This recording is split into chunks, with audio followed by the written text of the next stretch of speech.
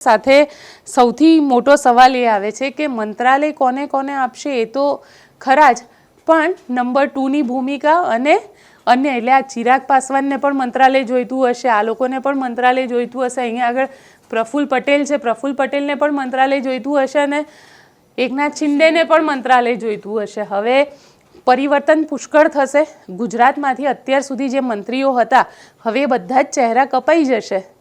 કોઈ એકને મંત્રી એટલે એમાં પણ મનસુખ માંડવિયાના નામની ચર્ચા છે, પુરુષોત્તમ રૂપાલા, જેના કારણે આખું ક્ષત્રિય આંદોલન થઈ ગયું અને ક્ષત્રિયો ના માત્ર પુરુષોત્તમ રૂપાલાનો વિરોધ પરંતુ ભારતીય જનતા પાર્ટીનો વિરોધ કર્યો. અને ક્ષત્રિયોની તમે એક રીતિ અહીંયા એ પણ સમજવાનું જરૂરી છે, ક્ષત્રિયોની તાકાત તમે જુઓ, એ તાકાત જ હતી કે ગુજરાતની અંદર ભલે કોઈ વધારે એની ઇમ્પેક્ટ ના પડી પણ દેશની અંદર ભારતીય જનતા પાર્ટીને 300 પાર જે એમને કીધું હતું એ બહુમત સુધી પણ ના પહોંચાડી શકી, કારણ કે ક્ષત્રિયોની તાકાત જ હતી કે રાજસ્થાનમાં રોકીને આ બતાડી દીધી. યુપીની અંદર એની સૌથી વધારે ઇમ્પેક્ટ જોવા મળી. એટલે આ એક ક્ષત્રિયોએ પોતાનો પાવર બતાડ્યો છે. હવે તમે પુરુષોત્તમ રૂપાલાને જો મંત્રીમંડળમાં સ્થાન આપો તો જે ક્ષત્રિયો અત્યાર સુધી પુરુષોત્તમ રૂપાલાનો વિરોધ થકી ગુજરાતની અંદર બીજેપીનો વિરોધ કરતા હતા એ ક્ષત્રિયો કદાચ હંમેશા માટે ભારતીય જનતા પાર્ટીથી વિમુખ થઈ જાય. કારણ કે એવું બને છે અને પાટીદારોને મેં જોયેલા છે, કારણ કે જ્યારે ખામ થિયરી આવી માધવસિંહ સોલંકી વખતે, તો ખામ થિયરી લાવવાના કારણે માધવસિંહ સોલંકીની આ ખામ થિયરીએ કોંગ્રેસને 149 સીટ્સ તો અપાવી દીધી, જે નો રેકોર્ડ 2022માં પહેલીવાર ભારતીય જનતા પાર્ટી તોડી શકી. પણ પાટીદાર જે છે એ ખામ થિયરીના કારણે હંમેશા માટે કોંગ્રેસથી અળગા થઈ ગયા. અને હવે જો પુરુષોત્તમ રૂપાલાના કારણે ક્ષત્રિયો ભારતીય જનતા પાર્ટીથી અલગ થઈ જાય તો કદાચ એવું બની શકે કે હંમેશા માટે અલગ થઈ જાય. કારણ કે ક્ષત્રિયો માટે એવું કહેવાય છે કે લગભગ 60થી 70% ક્ષત્રિયો જે છે એ બધા જ ભારતીય જનતા પાર્ટી સાથે છે. અને આજના ને એ જન્મથી ગળથૂથીમાં ભારતીય જનતા પાર્ટી છે એવું કહી શકીએ આપણે. અને જો રૂપાલાને કેબિનેટમાં કે મંત્રીમંડળમાં સ્થાન મળે તો એ નુકસાન ભારે ભારતીય જનતા પાર્ટીને લોકલ ઇલેક્શનમાં ચૂકવવું પડે, જેમાં એ સરપંચના ઇલેક્શન હોય, જિલ્લા પંચાયતના ઇલેક્શન હોય કે તાલુકા પંચાયતના ઇલેક્શન હોય. સાથે મનસુખ માંડવિયા છે. હવે મનસુખ માંડવિયાને કયું મંત્રાલય આપશે? કારણ કે આરોગ્ય તો કોઈ ઘટક દળને જોઈતું હશે, કારણ કે સૌથી મલાઈદાર મંત્રાલય છે. હવે મનસુખ માંડવિયાને કયું મંત્રાલય આપે છે એ પણ મહત્વપૂર્ણ રહેશે. કેટલા મંત્રી ગુજરાતમાંથી બનાવે છે એ પણ એટલા જ મહત્વપૂર્ણ રહેશે. અને સૌથી મહત્વપૂર્ણ, કારણ કે દર્શના જરદોશ જે ગુજરાતથી ટેક્સટાઇલ મિનિસ્ટર હતા અને સ્ટેટ MOS રેલવે હતા, એમને તો ટિકિટ જ નથી આપી આ વખતે. એટલે મહેન્દ્ર મુજપરા, એમને પણ ટિકિટ નથી આપી. એટલે 2 મંત્રીની તો ટિકિટ કાપી નાખી હતી. દેવુસિંહ ચૌહાણ છે. હવે દેવુસિંહ ચૌહાણને ક્યાં સ્થાન આપશે? સામે કેન્દ્રીય મંત્રી હતા animal and husbandry Purushottam Rupala, એને ક્યાં સ્થાન આપશે? સામે મનસુખ માંડવિયા હતા, મનસુખ માંડવિયાને ક્યાં સ્થાન આપશે? સવાલ તો અહીંયા આગળ એ પણ ઊભો થાય છે કે CR પાટીલનું હવે શું થશે? કારણ કે CR પાટીલ માટે પણ એમની ટર્મ પૂરી થઈ ગઈ છે.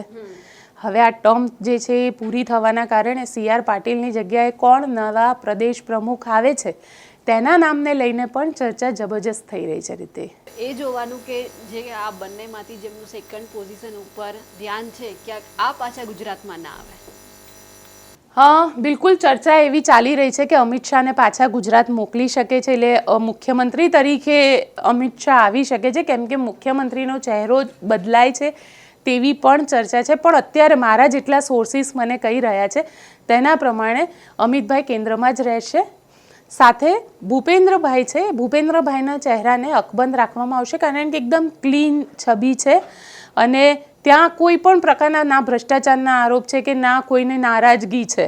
એટલે ભૂપેન્દ્રભાઈનો ચહેરો અકબંધ રહેશે. પણ એની નીચેની જે કેડર છે, એટલે એ જે મંત્રીઓ છે, જેમાં આવે છે હર્ષ સંઘવીથી લઈ અને બધા જ, જગદીશ વિશ્વકર્માથી લઈને બધા જ, આ બધા ઉપર સવાલ ઊભા થઈ રહ્યા છે.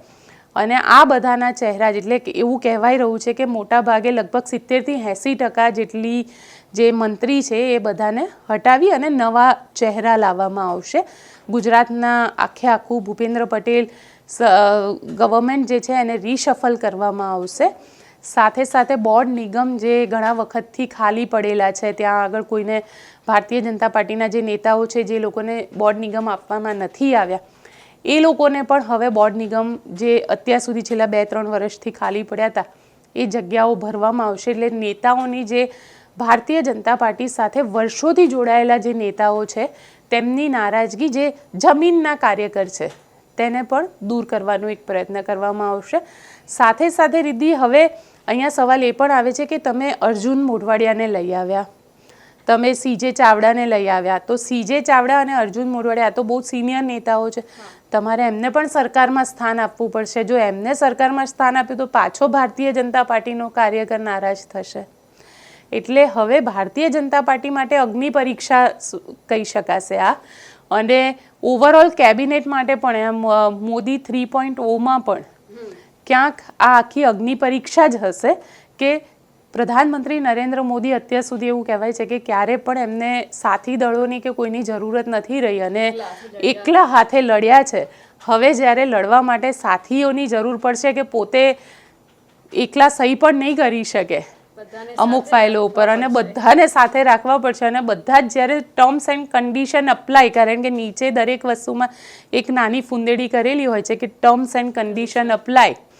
આ ટર્મ્સ એન્ડ કન્ડિશન અપ્લાય થશે તો શું થશે એ પણ આપણે જોઈશું. બિલકુલ. એટલે હવે ગુજરાતનું તો રાજકારણ ગરમાવાનું છે, દેશનું પણ ગરમાવાનું છે, અને એમાં એ જોવાનું છે કે આ વખતે કોણ બાજી મારવાનું છે, કેટલા નેતાઓનો જેકપોટ લાગવાનો છે. બિલકુલ, કેટલા નેતાઓનો જેકપોટ લાગશે અને કેટલા નેતાઓને કેન્દ્રીય કેબિનેટમાં સ્થાન મળશે. સાથે સાથે ગુજરાતની અંદર પણ કેટલું પરિવર્તન આવશે એ પણ જોઈશું. અને સાથે જે વ્યુઅર્સ અત્યારે અમારી સાથે જોડાયેલા છે દરેકને અમે કહીશું કે તમે પણ કંઈ વિચારી રહ્યા છો તો અમને કોમેન્ટ બોક્સમાં ચોક્કસથી લખીને જણાવજો. અને તમને અમારા ન્યૂઝ પસંદ આવ્યા કે નથી આવ્યા તે પણ અમને કોમેન્ટ બોક્સમાં લખીને જણાવજો. અને સાથે સાથે આપ પોતે શું વિચારી રહ્યા છો, કારણ કે 2 ટોપિક ઉપર આજે ચર્ચા કરી, એક ગણેશ ગોંડલના કે એમાં પોલીસની જે ભૂમિકા છે તેના ઉપર, અને એક કેબિનેટને લઈને. તો આપને કયા ન્યૂઝ પસંદ આવ્યા તે પણ અમને કોમેન્ટ કરીને જણાવજો.